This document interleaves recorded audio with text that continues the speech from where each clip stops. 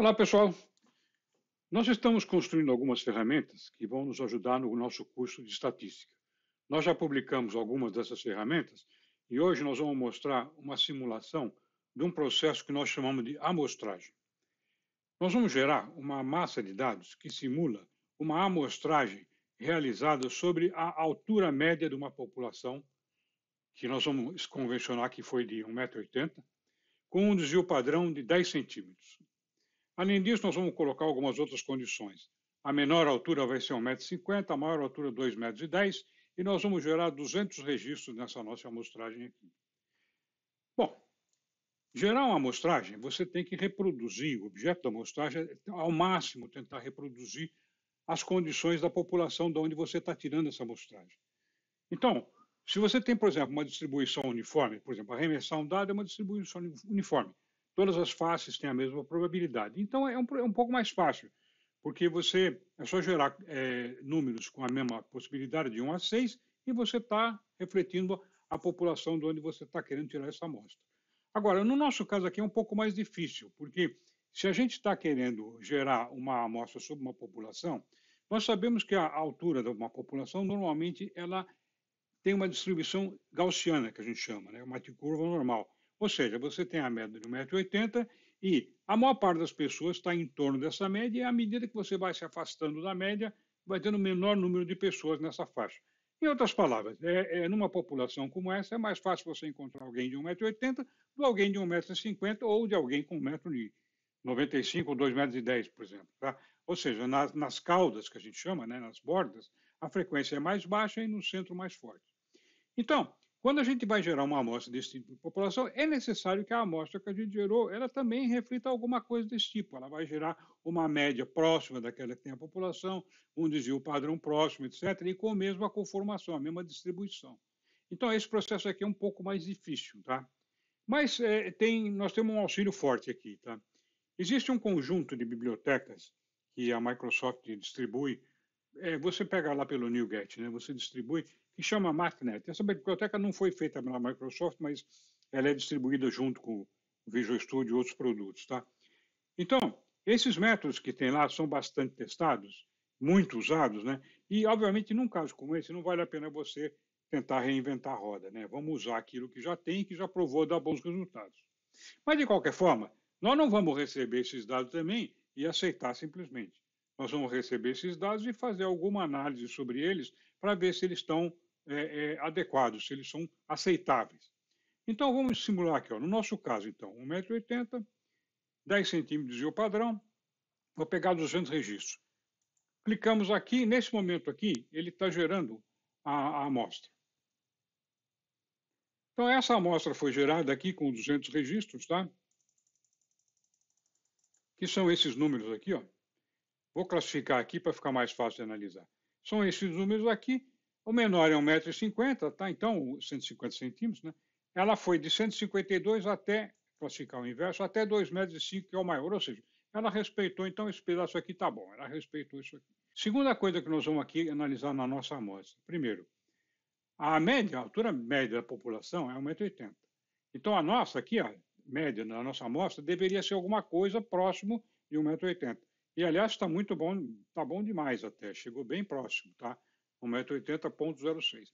O desvio padrão, que era de 10 centímetros na população, a gente pegou aqui essa amostra, 9,62, também está mais ou menos próximo. Além disso, nós dissemos que a frequência da distribuição devia ser de uma curva normal.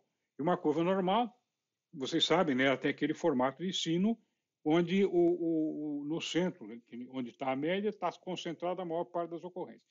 Então, para ver se esse formato está de acordo com o que a gente espera, nós pegamos essa massa aqui. Primeiro, já calculamos a média do desvio padrão e achamos que está bom. Tá? Depois, nós pegamos e traçamos um histograma a partir desse dado, nós traçamos este histograma, que é esse gráfico aqui. Então, o histograma é um gráfico que tem, no eixo do X, você tem classes, você tem intervalos. Então, por exemplo, esse primeiro intervalo é de 1 centímetro cada um, vai de 1,50 a 1,51, assim por diante.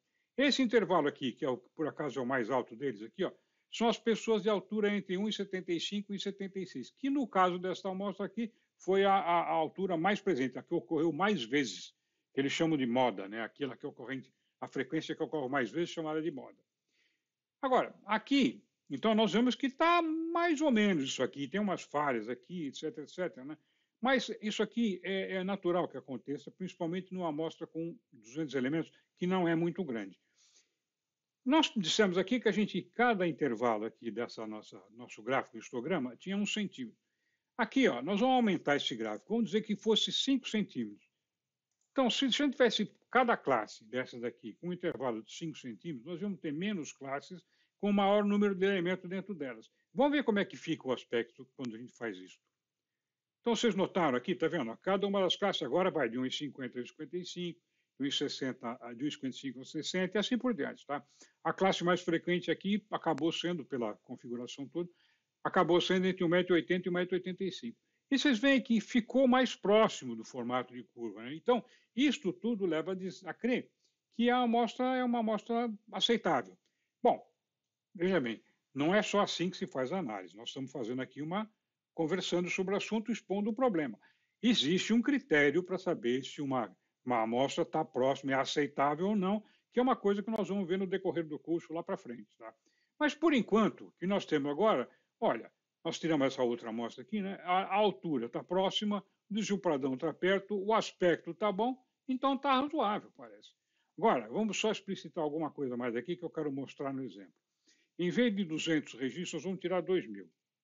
Então, nós vamos tirar uma amostragem agora com 2.000 registros. Essa amostra aqui, ó, vocês perceberam que o aspecto ficou ainda melhor? Tá? Então, quanto mais elementos você tira, quanto maior a amostra, né, mais próximo, você, naturalmente, né, a chance de você estar mais próximo da população aumenta. Só que, o que tem de contrapartida? Você fazer uma amostragem de 2.000 significa entrevistar 2.000 pessoas e assim por diante. Isso é custo, né? Então, existe uma série de técnicas que foram desenvolvidas com relação ao dimensionamento do tamanho mínimo da amostra e assim por diante, que nós vamos ver daqui para frente. Neste momento aqui, então, o que a gente queria é dizer o que é um processo de amostragem, uma ilustração, né? E como é que se avalia se uma amostra está razoável ou não. Agora, próximo passo, vamos ver como é que faz isso no programa. Vamos então para o código. Nosso programa tem 3 partes principais, né? Que é a parte de HTML, que é a parte que se incumbe de desenhar a tela, o CSS, que vai dar cores e formatação que vocês estão vendo aqui, e essa parte do código aqui, que é a parte mais complicada que a gente tem aqui, que a gente vai ver em mais detalhe. Então, rapidamente, falando só sobre a parte do HTML, o que nós temos aqui? Primeira parte, esse header aqui em cima, tá certo? Que ele vem dessa formação aqui, dessa coluna aqui, chama row header aqui, né? É daqui que sai esse título, muito simples. Em seguida vem a formação dessa botoeira aqui, tá? Então, essa aqui é a nossa botoeira. Então, está aqui todos os elementos da nossa botoeira aqui, que são as caixas de texto e os elementos de busca, de ação, que são os botões aqui, ó. Então, nós temos esse botão aqui, que é o build, que é esse daqui, ó. Nós colocamos um ícone aqui dentro, e ele vai estar ligado a essa função aqui, que chama GenNumbers, que vai gerar os números. Tá? Números, a gente diz, seriam os elementos, né? Bom, e esse reset aqui, que é o botão que vem em seguida, ele serve para limpar a tela. Não é nada demais, ele apaga tudo isso aí para gerar outra amostra, tá? Muito bem. Então, agora vamos passar para a parte mais importante aqui. Então, essa parte aqui, ó, é a parte que forma este gráfico aqui, tá?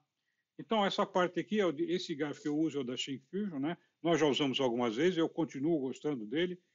Poderia até dar umas sugestões lá para o pessoal que faz, mas eu estou achando ele muito bom. Então, aqui o que vem? Primeiro, nós chamamos o SF Chart, né, que é o SyncFusion Chart. Tá? Então, é esse pedacinho só aqui que faz esse gráfico. Tá? Então, aqui o gráfico começa aqui, o HTML começa aqui e vem até aqui. Então, esse título aqui, ó, Student Site, a altura dos estudantes vem aqui, background white, ou seja, esse fundo aqui é o fundo branco. Depois ele tem o que chama de área do gráfico, Chart Area. Esse Chart Area é esse quadrado aqui, ó. Tá? Então, esse quadrado aqui você define o tamanho da borda que ele tem, você pode definir coisa. O SyncFusion é bastante flexível, mas como consequência de ser flexível, ele tem um monte de propriedades para você ajustar, tá certo? Então, eu não estou usando aqui nem 1/20 de tudo que ele tem.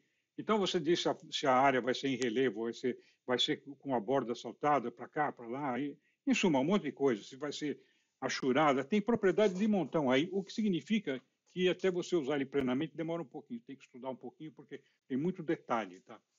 Bom, outra coisa importante, então definimos essa chart area que está aqui, né? Esse exemplo aqui eu peguei de lá do site deles, tá? Eu peguei e trouxe para cá e adaptei, tá? Então, agora aqui vem o dimensionamento e a configuração dos eixos. Então, nós temos um eixo do X, que é esse aqui embaixo. Então, o que eu estou dizendo aqui para ele, os eixos do X? Primeiro, ó, valor mínimo é o valor inicial, valor máximo é o valor final. De onde veio isso aqui? Veio daqui, ó. Então, pegamos esses dois valores e pusemos aqui para configurar onde o gráfico começa e onde acaba. Depois, ele tem o título que vai vir aqui, ó, a distribuição da altura dos estudantes, tá? Depois, esse edge placement aqui é o seguinte, tá vendo esses dois números da borda aqui, ó? Esses números da borda, eles foram colocados para dentro para não transbordar para cá e para lá. Se você não quer que isso aconteça, você troca esse shift aqui, tá? E você pode fazer não ter esse número aqui na borda, ou então você pode determinar que ele vai ficar alinhado com os outros aqui, tá certo? É um detalhe de acabamento só, não, nem muito importante, mas só para ilustrar. Bom, além disso, nós temos, vamos dizer aqui, como é que faz os eixos, tá? Então, aqui a gente não tomou muita precaução com os eixos, porque a gente até nem quero que o gráfico fica muito quadriculado se você coloca muitas linhas. Então, só do jeito que está aqui, tudo bem, e largura zero ele não vai aparecer, tá? Para não congestionar, o gráfico fica muito pesado se você encher ele de linha. Então, praticamente que o eixo do X a gente configurou muito pouco. O eixo dos Y a gente configurou um pouquinho mais. Então, o eixo dos Y é esse aqui, tá? Então, o que acontece com ele? Ele vai de um mínimo de 0 até um máximo, que é esse número aqui em cima, max y, né? Esse max y é o seguinte, esse eixo aí, quando a gente lê a amostra aqui, ó, nós vamos ver daqui a pouco que ele faz um cálculo lá no processamento e ele vê qual é a maior altura que tem. Então, ele faz esse gráfico aqui do tamanho suficiente para caber o gráfico inteiro dentro. Então, no caso aqui, ele é algo próximo de 400. E é sempre bom você pegar e dar uma folguinha a mais, sabe? Uns 5, 10%, para ele sobrar uma folguinha aqui, para o gráfico não ficar batendo, cortar raso aqui, entendeu? Então, dá uns 5, 10% de altura em cima, fica um espacinho aqui que dá um acabamento mais agradável aí, né? Então, bom, então essa é uma coisa. O título, tá? O título que vem é esse título aqui, ó. Este título aqui é esse daqui. E os intervalos, é o seguinte, intervalo aqui, a gente colocou esse tique aqui, ó, esse intervalo é o número de tiques que tem aqui. Então, aqui está de 20 em 20.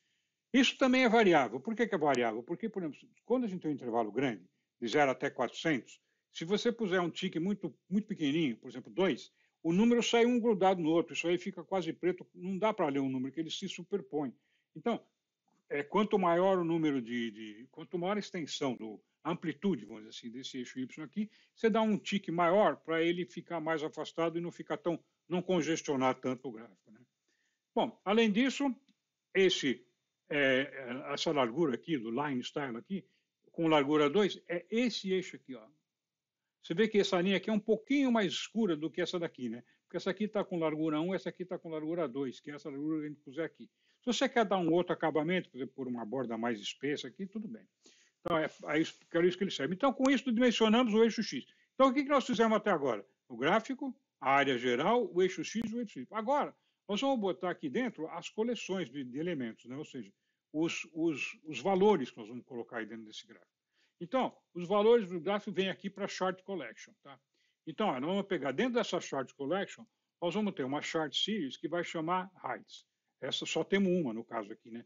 Mas você poderia ter duas, três ou assim por diante, tá? Na verdade, aqui tem duas, só que uma é geração automática. Depois nós vamos falar sobre isso. Então, aqui, ó, qual é a fonte dos dados? É Short Points. Short Points, o que é? É uma array, né? Uma lista, na verdade, que ela está aqui. Então, a Short Points é uma lista, todos os elementos que vão ser plotados aqui é uma lista. Essa lista de cada um dos elementos dessa lista pertence à classe data. E, no fundo, tem uma só, um valor só, double, que é esse número aqui, ó. Então, é esse número aqui que eu vou alimentar, vou girar essa lista, e essa lista está ligada nessa série aqui, tá? e vai traçar o gráfico que a gente quer aqui. Y-name H, esse H é esse H aqui, ó, tá? Então, esse nome aqui vem para cá. Porque às vezes você tem classes que tem mais de um elemento. Então, você precisaria discriminar qual é. No caso aqui, só tem um, mas você precisa pôr o nome aqui, H, para ele saber qual o número que vai usar para fazer a correspondência. E aqui nós estamos dizendo que tipo de gráfico é. Nós estamos dizendo que é um histograma. Tá? Se esse gráfico aí, por exemplo, se fosse uma linha, você poderia pôr line, ou então spline, por exemplo, que é uma linha suavizada e assim por diante. Tem vários outros tipos aqui. O nosso caso aqui é o histograma que a gente usou para fazer essa avaliação. Muito bem, vamos prosseguir aqui. Agora, o intervalo. Esse intervalo aqui é o seguinte, ó, no caso, esse intervalo aqui ó, é esse aqui. Além disso, nós colocamos aqui, ele perguntou, quer que mostre uma distribuição normal? A gente disse aqui true. Com isso, ó, ele colocou uma normal aqui em cima, tá? Essa normal aqui em cima, justamente é um dos elementos que dá uma boa imagem para a gente de quão perto de uma curva normal essa amostra está. Então, ela é bem útil colocar isso aí. Se você puser falso aqui, ela simplesmente não sai. Tá? Bom, aí você dimensiona a coluna, a largura da coluna 1, e 0,1 é esse espacinho em branco entre elas. E essa aqui é esse cor, esse verde. Esse verde aqui é essa cor aqui, esse fio aqui. Bom, prosseguindo, depois nós temos a parte do marcador, tá? Nós vamos falar alguma coisa sobre ele. Esse marcador aqui eu coloquei falso porque ele congestiona muito. Ele põe uma bolinha aqui no topo de cada barra, ele coloca uma bolinha aí. Não congestiona, não achei utilidade nisso aí. O chart label é o seguinte, ó, visível igual a true, position top. O chart label é o seguinte, ó, esse número aqui, ó. Se você poderia saber qual é essa altura aqui, porque você pode vir aqui no gráfico e ver, né? Mas você tem que ir até o eixo, isso aí tira um pouco a precisão, porque está meio longe aqui. Então, se você colocar essa opção, ele vai dizer, ele vai colocar esse 197 aqui, que é esse número aqui, ó. É o número que é a coordenada Y dele, né? Você dando esse label aqui, fica claro, você olha e logo vê quanto que é. E aqui embaixo vem o fonte e o peso desses caracteres aqui. Bom, em seguida, terminamos aqui a coleção, está tudo feito aqui, preenchemos os dados aqui, configuramos, e agora vem esse Tool Settings aqui. Esse Tool Settings aqui, ó, é esse quadrinho que vocês estão vendo se mexer aí, ó.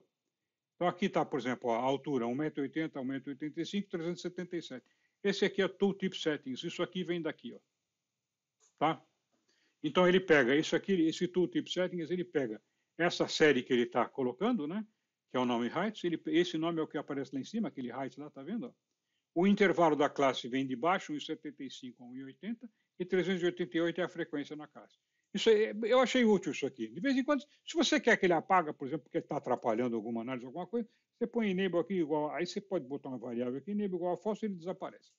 Bom, agora vamos ver como é que a parte mais difícil, né, que nós vamos ver agora, é como é que gera esses números aí, como é que gera essa amostra. Então, nós já dissemos, né, que a gente vem aqui, clica aquele botão aqui, ó, esse botão que tem esse íconezinho aqui, e ele vai desviar lá para a GenNumbers, quando nós vamos gerar os números. Agora, um pouco de atenção aqui, que essa parte aqui é a parte mais complicada, vamos dizer assim. Então, quando ele vem aqui e vai gerar esses números, o que ele faz? Então, eu estou gerando aqui uma classe chamada, instanciando aqui uma classe chamada normal. Essa classe normal aqui, ela vem desta biblioteca aqui, ó. Mathematical Numerics Distribution. Isso aqui não foi feita pela Microsoft, mas a Microsoft menciona e distribui ela nos produtos dela.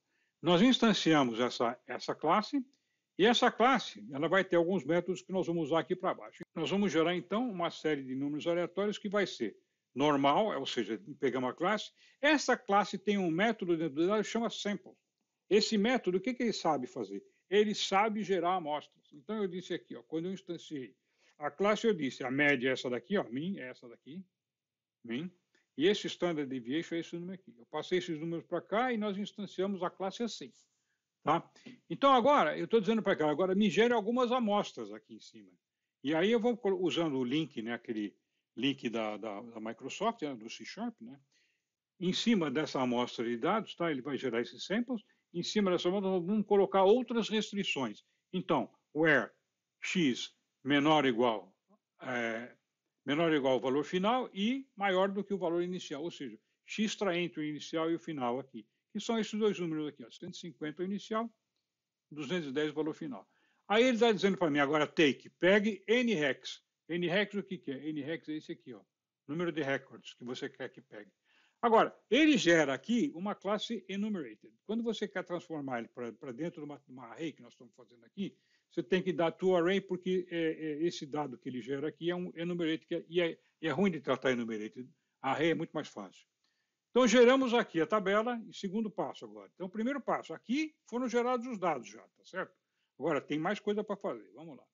Agora, nós vamos fazer o seguinte, nós vamos pegar e limpar essa tabela aqui, ó, e vamos fazer uma geração de dados dentro dela, ou seja, para cada elemento que foi gerado, nós vamos gerar um registro aqui. Para que serve isso? Essa tabela aqui, ó, RND Gendata, essa tabela nós ligamos com isto aqui, ó. Então vamos lá examinar mais uma coisinha aqui, ó. Voltando aqui para o HTML, aqui a gente tinha os gráficos, né? Esse gráfico aqui, e aqui embaixo, na outra coluna adjacente a essa, nós temos aqui, ó, esse elemento aqui, que é um quick grid, que é esse daqui, ó. Esse grid aqui eu vou usar para mostrar os elementos que a gente recebeu como geração lá daquela função. Tá? Então, todos os números que foram gerados, coloca aqui. Para quê? Para a gente ver como é que é, ver se está bom. Então, em suma, ajuda a gente no processo aqui. Tá? Então, nós fizemos aqui, ó, isso aqui nada mais é do que um quick grid, que é muito fácil. Esse produto nós fizemos tem um vídeo sobre esse produto aqui, que é um produto não suportado ainda pela Microsoft. Ele foi feito pela Microsoft, mas ele não tem ainda suporte da Microsoft, mas ele está funcionando muito bem e eu estou usando. Tá? Então, é esse Quick Grid que a gente colocou aqui. Bom, então, voltando ao nosso programa. Então, aqui geramos os números, aqui fizemos o display deles aqui. Agora, aqui o que nós vamos fazer? Está vendo? Estou calculando aqui a média, tá? A média dessa amostra. A média dessa amostra é esse número aqui. Ó. Então, esse AVG Numbers aqui, ó, é o average disso aqui. Ele foi gerado aqui. Ó, tá? Depois, esse Sample Rex aqui, ó, ele está pegando o count do que foi gerado, que deve ser 2.000. Isso aqui é redundante, tá? Mas tudo bem. Então, 2.000. Ele vai pegar e vai gerar esse número de elementos aqui. Aqui, ele vai fazer essa formuleta aqui, essas duas linhas aqui, calculam o desvio padrão dessa amostra, que é esse número aqui. E esses dois desvios padrões aqui, ó, eu pego, dou uma formatada nele, coloco aqui, dou uma formatada nele aqui, e jogo aqui nessas duas casas, para a gente poder ver. Tá? E aí a gente compara, aí a gente visualmente compara esses valores aqui. Então, aqui, 1,80 e 21 com 9,93, está próximo e tal. Esse cálculo foi feito aqui. Continuando, hein?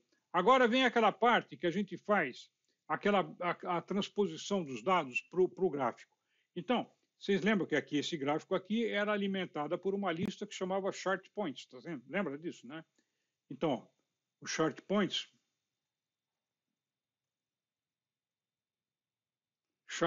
é essa lista aqui. Então, essa lista está vazia, né? Voltando aqui, né? Esta lista aqui, botei um new aqui, quer dizer, limpou a lista, está vazia. Agora eu vou jogar dentro dessa lista todos os elementos que estão nesse número aqui. E esse número aqui vem daqui, ó, dessa array aqui, que é números categorizados. Eu estou usando esse floor aqui, porque é o seguinte, ó, lembra que a gente falou que cada categoria dessas daqui tem os números de 1,65, 1,70 e tal. Então, para ele saber em que categoria que ele deve ter, o que a gente fez aqui? Ó? Eu peguei e passei esse elemento aqui, essa select aqui, floor, ele trunca o número. Tá? Essa parte aqui, então, é que ajuda a gente a fazer as categorias. Então, cada um dos números aqui, tá vendo? Onde deu aqui 1,50, 89, a gente passou para 1,50 e tudo mais. Então, nós vamos trabalhar com esses números aqui para traçar o gráfico. O SyncFusion, o gráfico aqui, ele vai pegar esses números, 150, dentro de que categoria cai? Então, ele dá uma olhada, cai aqui, então ele soma 1 aqui. Esse número aqui, ó, 156, dentro de que categoria ele cai? 156, ele cai dentro dessa aqui, então ele soma 1 aqui. Então, esse número aqui é que vai gerar as categorias, e quando o SyncFusion recebe isso aqui, ele vai somando e acumulando os valores dentro de cada um dos intervalos. E para ele trabalhar, fica mais fácil ele trabalhar com esses números aqui do que com esse aqui, tá? Justamente porque a gente Se a gente não fizer esse arredondamento aqui, ele vai fazer umas categorias malucas. A categoria começa em 150,89 e assim por diante. A gente quer que comece no 150, quer que comece em números redondos. Por isso que a gente faz assim, para gerar a categorização depois, a gente dá essa truncada nesses valores, tá? Muito bem. Então geramos isso aqui, agora nós temos todos os dados para traçar isso daqui. Agora, além disso, agora vem uma parte aqui que é aquela que a gente falou. Eu estou fazendo essa parte aqui, ó, é a mesma coisa que ele fez aqui, só que o que ele faz? Ele calcula tudo isso daqui manualmente. A gente fez isso aqui manualmente. Por quê? Porque eu queria ver qual é o maior número que vai aparecer lá. Para que eu quero o maior número? Para saber que altura vai ter esse gráfico aqui. Eu poderia chutar alguma coisa, tá? Mas eu achei que ficava mais elegante assim. Tem outros jeitos de fazer, tá? Mas eu achei assim, eu peguei esse número aqui, ver qual era o maior, para dimensionar o gráfico e ele ficar mais ou menos enchendo quase toda a área do gráfico, né? E aí, então, eu peguei esses elementos aqui, agrupei, vi qual era o maior, e ia dar uma folguinha lá no topo. Então, se o número é muito grande, eu dou uma folguinha de um pouquinho mais aí, um pouco menos. E esse tics aqui, tá? Esse tics aqui, ele diz o seguinte, qual é o intervalo para colocar? Então, quando é 400, que é um número grande, a gente põe de 20 em 20, que senão enche de número isso aqui, fica tudo preto, não dá nem para ler. Se, por exemplo, for um número menor, então foi 100, então vai pôr de 15 em 15. Se for 50, nós vamos colocar de 10 em 10. Isso aqui é um detalhe de acabamento, só para não ficar feio de aparecer muito número um em cima do outro, só isso. E esse número que está aqui embaixo, esse line aqui, esse line é o seguinte, ó, é um... Para ficar fácil, mais fácil de conferir, esse line aqui, ele joga todos esses dados que a gente utilizou para o cálculo, eu jogo ele aqui numa área de texto, que não é para aparecer, tá? Isso aqui é só para ser uma memória de cálculo para a gente. Se a gente desconfiar que o cálculo está errado, a gente olha aqui. Isso aqui é coisa que não é para o usuário ver, tá? Isso aqui é o seguinte, o dia que falar, olha, eu acho que o programa está com pau por causa disso, que você quiser conferir alguma coisa, você dá uma olhada aqui, isso aqui não é nem para aparecer, porque não, só o programador que vai entender o que quer dizer isso aí, tá? Então isso aí é só um recurso nosso aqui para, se a gente desconfiar que alguma coisa está errada e tal, a gente usa. Para saber se esse cálculo aqui está correto, algumas vezes eu fiz a conta na unha aqui para ver se estava dando a mesma coisa e tá batendo tudo direitinho, tá? Bom, então esse recurso aqui é só para isso, tá? Então, pessoal, é assim que esse nosso gerador de dados funciona, tá? Ok? Eu espero que a utilidade disso vai ficar mais clara depois que a gente avançar no curso, mas eu espero que o programa e mais ou menos para que ele serve tenha ficado claro agora, tá? Espero que vocês tenham gostado. Um abraço, pessoal.